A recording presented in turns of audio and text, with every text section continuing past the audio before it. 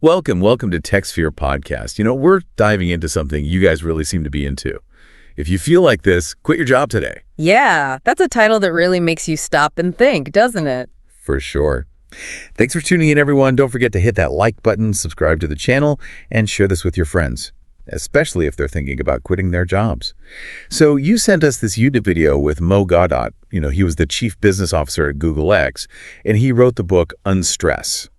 We're going to kind of break down what he has to say about stress in this crazy tech world.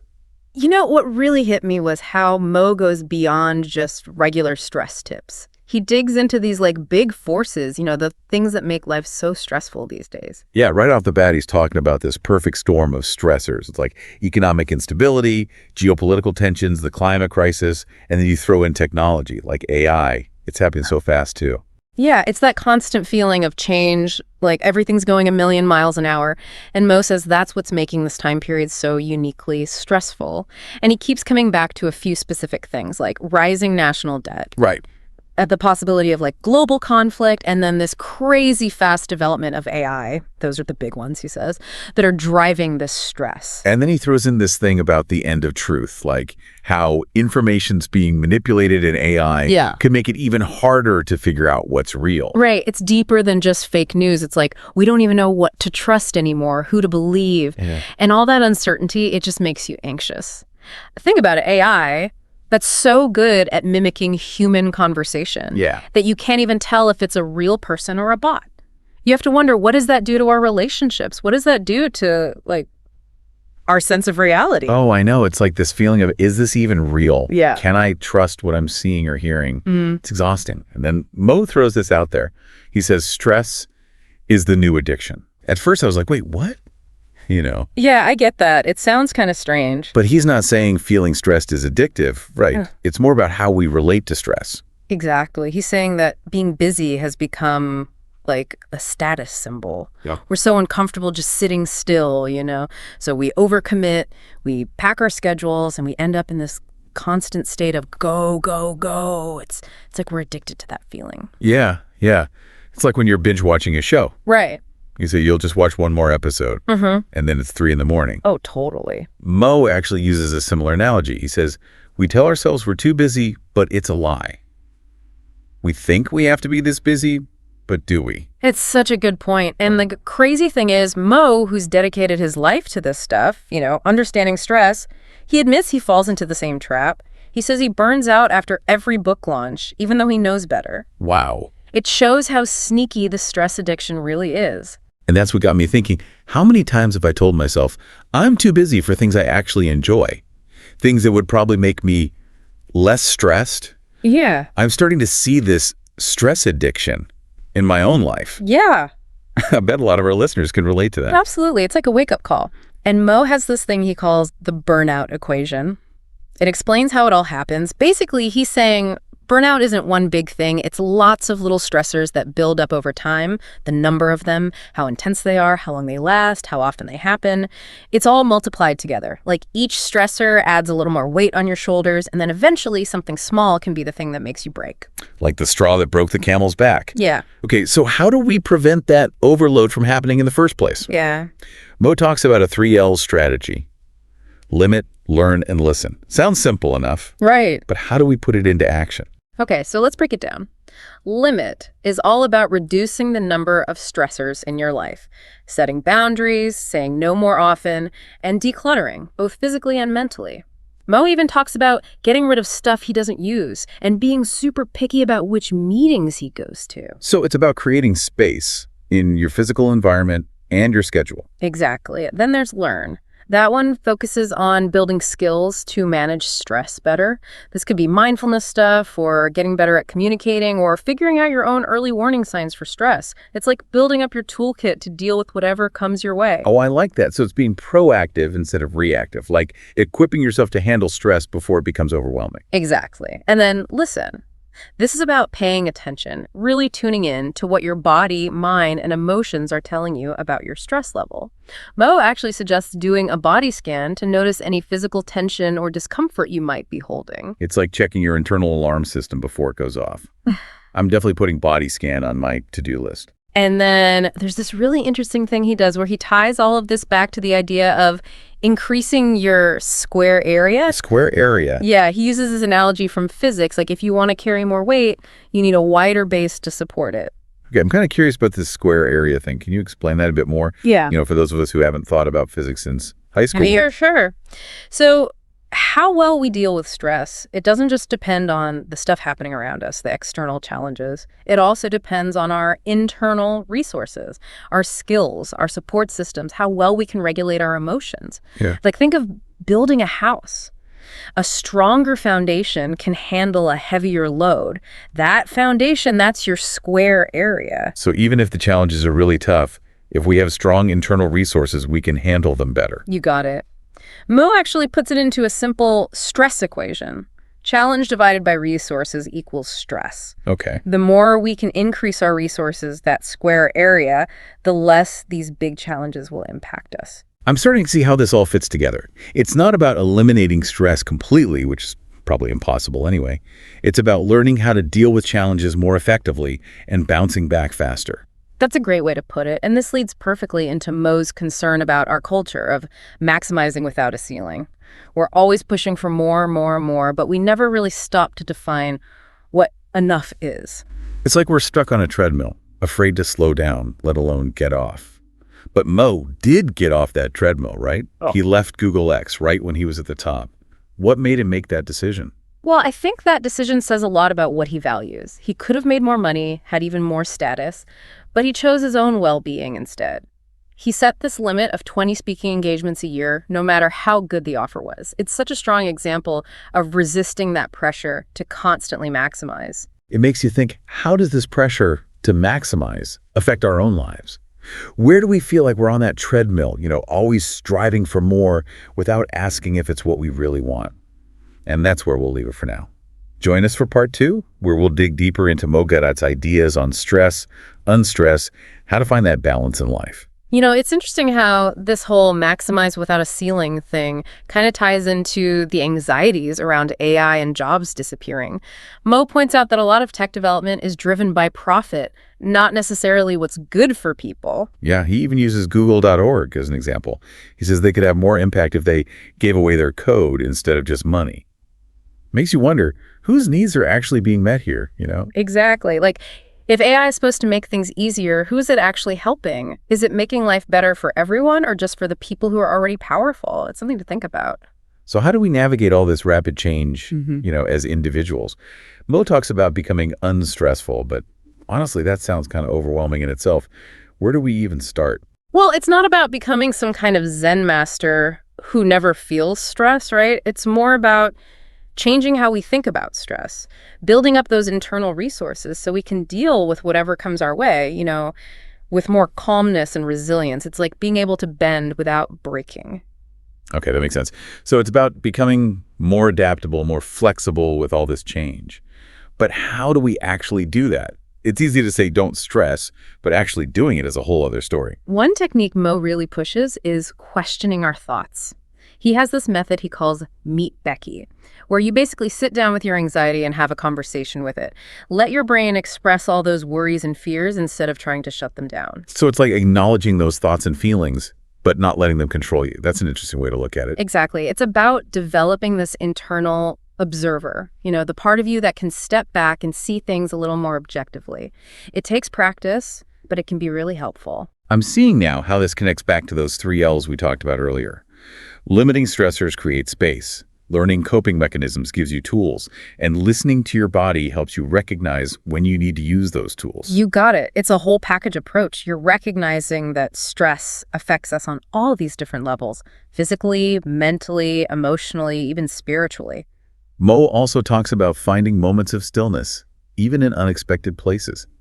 He talks about having a silent retreat when he was stuck at the airport. He says those were some of the best hours of his life. Oh. I don't know about airport detention, but I get what he's saying about the power of stillness. For sure. In a world where we're always on, finding those little pockets of space to disconnect from the noise and reconnect with ourselves, it's so important for managing stress. It's about creating opportunities to just be without the pressure to do. That brings up a question for me, though. What about people who don't have a lot of choice in their circumstances? like people working multiple jobs, dealing with money stress, or facing other challenges they can't control. Can they still apply these ideas and become unstressful? That's a really important point. Mo acknowledges that not everyone has the same level of privilege or control over their lives. But he makes the argument that even in those tough situations, we still have a choice in how we react. We always have some control over our inner world, even when the outer world feels chaotic. So it's about finding those little ways to create space, to build resilience, even when life feels super overwhelming. Exactly. Maybe it's taking 5 minutes each day to do some deep breathing or connecting with loved ones, or finding moments to be grateful even in the middle of chaos. Even small acts of self-care can make a difference. And Mo also talks about the importance of having a support network. Having people you can rely on makes a huge difference, especially when things are tough. Yeah. Oh, absolutely. We're not meant to go through this alone. Whether it's family, friends, a therapist, even an online community. Connecting with others creates a buffer against stress. There's actually research that shows that people who help others, even when they're stressed themselves, are less likely to die. It's pretty amazing. That's incredible. It really shows how important connection and community are for our well-being. It does. And it brings us right back to that square area concept, Building strong relationships is a key part of increasing our capacity to handle stress. It's not just about self-care, it's about taking care of each other. I like that, community care. It acknowledges that we're all in this together, and supporting each other actually helps everyone. Right. And that leads to another crucial point Mo makes, the difference between maximizing impact and maximizing well-being. He actually challenged me about the number of episodes we do for this podcast. That's right, he did. It's so easy to fall into that more is better trap, but it comes at a cost. What are we sacrificing when we're always pushing for more? Our health, our relationships, our time, all these precious things we can never get back. Mo talks about losing his son, Ali, and how that experience totally changed his perspective. It made him realize how much we take for granted and how short and precious life really is. That's such a powerful reminder. We need to make the most of the time we have to really live, not just plan to live. Exactly. Mo talks about how so many of us spend our lives planning for the future instead of experiencing the present moment.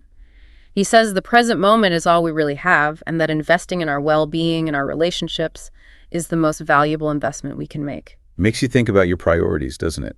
Mo's story about his ex-wife, Neil, really resonated with me. He said if he knew it was his last conversation with her, he would tell her how grateful he was for her. Such a beautiful thought. It is. It shows how important it is to cherish our loved ones and tell them how much we appreciate them while we can. It's easy to take those relationships for granted, to think we have all the time in the world. But as Mo's story shows, that's not always true. It all comes back to the heart of Mo's message. We can't always control what happens to us, but we can always choose how we respond. We can choose to approach life with more awareness, more intention, and more gratitude. And by doing that, we can create a life that's not only successful, but also fulfilling, meaningful, and ultimately unstressful. This has been such a thought-provoking conversation. We've covered so much, and I'm definitely going to be thinking about all this for a while. Me too. Mo's insights have really made me re-examine my own relationship with stress and think about how I can live a more fulfilling and unstressful life. It's a journey, and I'm glad we could explore it together. Then that's where we'll pause for now. Join us for part 3, where we'll wrap up our deep dive into Mo Gawdat's wisdom and give you some practical steps for building more calm and resilience in your own life. All right, we're back for the last part of our deep dive into Mo Gawdat's ideas on stress and unstress. In this world that's like all about technology, this conversation has really made me think differently. It's like I've been approaching work-life balance all wrong. It's not just about finding balance, is it? Mo's story really throws a wrench in that whole traditional idea. He chose to completely rewrite the rules and make unstress the main goal in his life. Yeah, and it's so inspiring how he didn't just run away from everything. He's still out there sharing his message and making a difference. He just figured out how to do it on his own terms without burning himself out. That's a really important point. Unstress isn't about giving up on what you want to achieve, your goals and ambitions. It's more about making sure your actions line up with what you believe in and building a life that feels real and, sustainable. So let's talk practical stuff. What can our listeners actually do if they want to start their own unstressed journey? Where do you even begin? Well, we've touched on some key things already, right? Limiting those stressors, learning ways to cope, and paying attention to your body's signals. Those are all great places to start. But I think one of the most powerful things is to figure out what enough means to you. That's such a simple question, but it goes so deep. What does enough look like? For work, money, stuff, social media, even relationships, it's about setting those boundaries and deciding this is what I need to feel happy, healthy, and fulfilled. Exactly. And that definition of enough, it's going to be different for everyone. There's no right or wrong answer. Yeah. The important thing is to be intentional about it, make choices that match what really matters to you. It's like shifting from thinking there's not enough to thinking there's plenty. It's about realizing there's enough for everyone. Enough time, enough love, enough success. We don't have to constantly fight for more. And changing that mindset can be so freeing. It lets you get off that hamster wheel of never feeling good enough and focus on what truly makes you happy and satisfied. Mo also talks about connection, right? Building relationships that bring joy and support. That's a big part of creating an unstressful life. Absolutely. Spending quality time with people you love, having deep conversations, doing fun things together, those are all powerful ways to combat stress. And don't underestimate the power of helping others. Yeah, even small acts of kindness can make a difference. They create a ripple effect, building connection and purpose. And that helps us deal with the stress that comes with life. Exactly. So if you're feeling overwhelmed, if you're getting that quit your job feeling, just take a moment. Pause, breathe, and ask yourself some important questions. What do I really value in life? What are my priorities? What does enough look like for me? What do I truly need to feel content? Who are the people that make me happy? Who are my rocks, my support system? And what can I do today, even just one small thing, to build a life that feels truer to who I am? A life that's more authentic, more fulfilling, and ultimately more unstressful. This has been such an eye-opening conversation. Thank you so much for sharing your insights with us and our listeners today. It's been my pleasure. Mo Gawdat's ideas have really given me a lot to think about, and I hope our listeners feel the same way. And for our listeners, if you want to explore Mo's ideas more deeply, we highly recommend his book, Unstress. It's packed with practical strategies and inspiring stories to help you on your own journey. And remember, the path to unstress is a journey, not a destination. It's not about being perfect. It's about making progress. It's about making those small, intentional choices every day that move you closer to a life that feels truly fulfilling and in sync with your values. Thanks for tuning in, everyone. We hope you found this deep dive into Mo Gawdat's work as insightful and thought-provoking as we did. Don't forget to hit that like button, subscribe, and share this episode with your friends. We'll be back next week with another deep dive into a topic that matters to you. Until then, stay curious, stay connected, and stay unstressful.